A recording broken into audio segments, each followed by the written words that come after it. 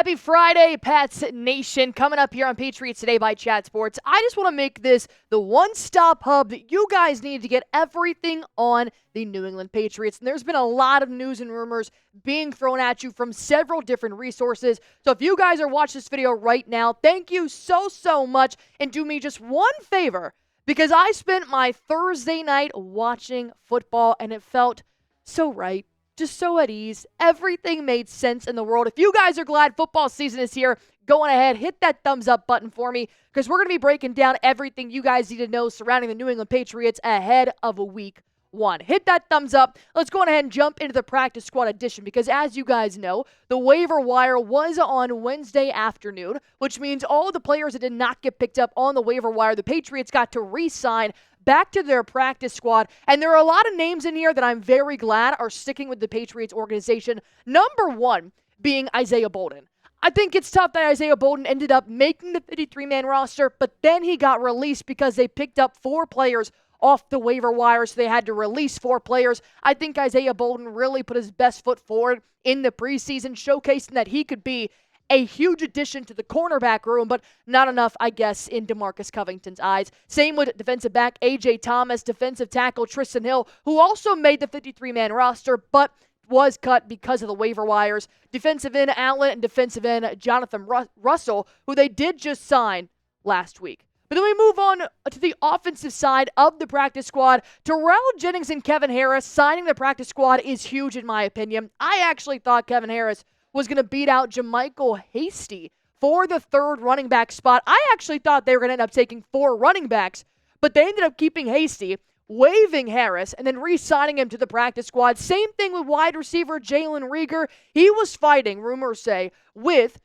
Kayshon Boutte for that final roster spot, and they ended up both making the 53-man, but Reagor got cut when the waiver wires did hit. He's a huge punt returner and kick returner for the Patriots as well, so that's going to be a tough loss. Matt Landers was signed 2 weeks ago, then they ended up keeping him on the practice squad. And then tight end Mitchell Wilcox only played for the Bengals so far in the NFL. I think that tight end will come in handy.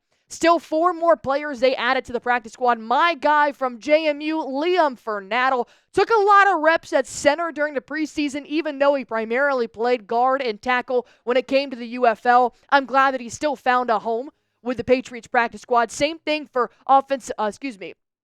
Michael Jordan, Brian Hudson, and Jerome Carvin as well. These are good pickups to at least have in your offensive depth chart when it comes to New England Patriots practice squad. And the good news is the Pats can still sign 3 more players to their practice squad. They can have a total of 16 guys. However, my biggest name that I was looking at to be on the practice squad was David Wallace, the Division III standout. I mean, the guy is so fast.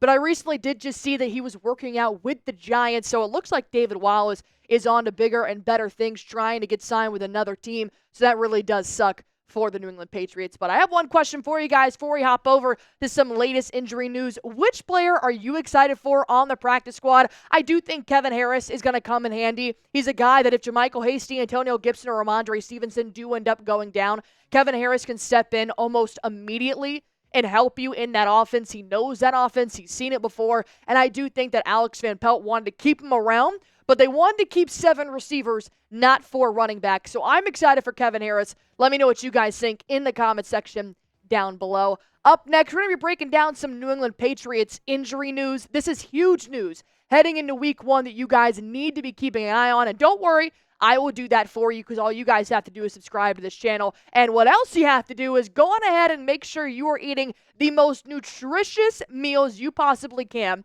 while having to do no work in the kitchen. I'm talking about Factor. If you guys want to go on ahead and get Factor's no prep, no mess meals and meet your wellness goals in the meantime, then go on ahead and order a box today. Factor's fresh, never frozen meals are dietitian approved and ready to eat in just 2 minutes. So no matter how busy you are, you got football season, kids running around, and look, I'm a picky eater. You don't have to tell my parents that. So the fact that Factor Meals has over 35 different meals to choose from and over 60 add-ons, and it's actually very affordable, that's what I love about Factor Meals. Because I don't eat red meat. It's just a preference. My body does not like it. So the fact that they have several fish options, chicken, to make sure I'm still getting the protein that I need is huge. because I am a very physically active person. I like to work out. So to have that kind of options, it makes me love Factor even more. If you guys want to go ahead and get started, head to factormeals.com/PatsChat50. Use code PatsChat50 to get 50% off your first box plus 20% off your next month. That's code PatsChat50 at factormeals.com/PatsChat50 to get 50% off your first box plus 20% off your next month while your subscription is active. Let's talk about the offensive line, because this is where the injuries are stemming from. And if that doesn't keep you awake at night, I don't know what does. But the injuries are really only coming from the left side. We're talking about Sidy Sow and Verderian Lowe. I guess if you have a W in your last name, it's not looking too hot for you ahead of week 1. So let's go ahead and give you an update on the left tackle position, because that's obviously the most important, in my opinion, when you've got the quarterback and you need a blindside protection. Jerod Mayo said he's dealing with a little something. All right, that's vague. We'll see when he's healthy. We'll see when he gets back out there what that looks like. I think there is clarity as for week 1, but I think you have to look at the front windshield at times. Like, how does this evolve over time? Jerod Mayo, that gave us nothing. That was the worst quote I possibly could have had for a left tackle injury. That is huge for Jacoby Brissett, who's starting week 1. Does that mean Caden Wallace is going to start at left tackle for week 1 if Verderian Lowe can't go? That's something we need to know. The last report that I saw on Lowe was it was a torso injury. That's not something to mess with. But now Jerod Mayo's saying it's a little something. It could be a little something ankle, little something shoulder, little something torso. I don't know what the hell that means. And if you're going to put the left tackle in the hands of a rookie, we may need to look at some free agents, because that's pretty scary.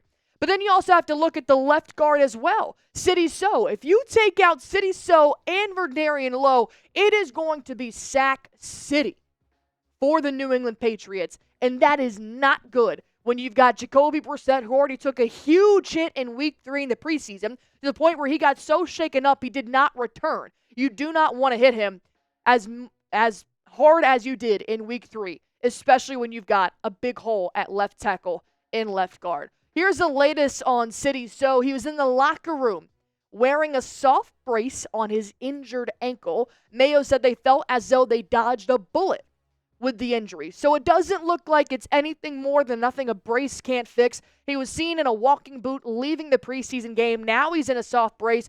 As far as I know, just from the tweets that I've seen, it looks like they dodged a bullet with a very big injury. Nothing that needs 4 to 8 weeks. They would have announced that. Nothing that needs PUP list or inactive. So hopefully Sidy Sow will be ready to go in week 1, because if you have both Lowe and Sow out, I just can't. I love saying their names together. Unfortunately, you're just talking about injuries when you're talking about them. It's going to be horrible for the New England Patriots in week 1, maybe even moving forward. They already have one of the worst offensive lines I've ever seen in my entire life, and now you're going to add injuries on top of that. It might be time to start making some calls, Jerod, about possibly picking up a free agent if you're going to go into week 1 very shorthanded with protection in front of your quarterback. My question out to you guys is, how worried are you about the offensive line? 1, as in, it genuinely has kept me up every single night this offseason. I've never seen a worse offensive line in my entire life. To 10, Allie, you're the most dramatic human being I've ever seen in my entire life. They're perfectly fine. Scale it 1 to 10 in the comment sections down below. And if you guys want more Patriots news, this is the YouTube channel for you. Go on ahead and like the video if you love the New England Patriots, if you're excited to get the football season underway, and if you're happy, it's Friday.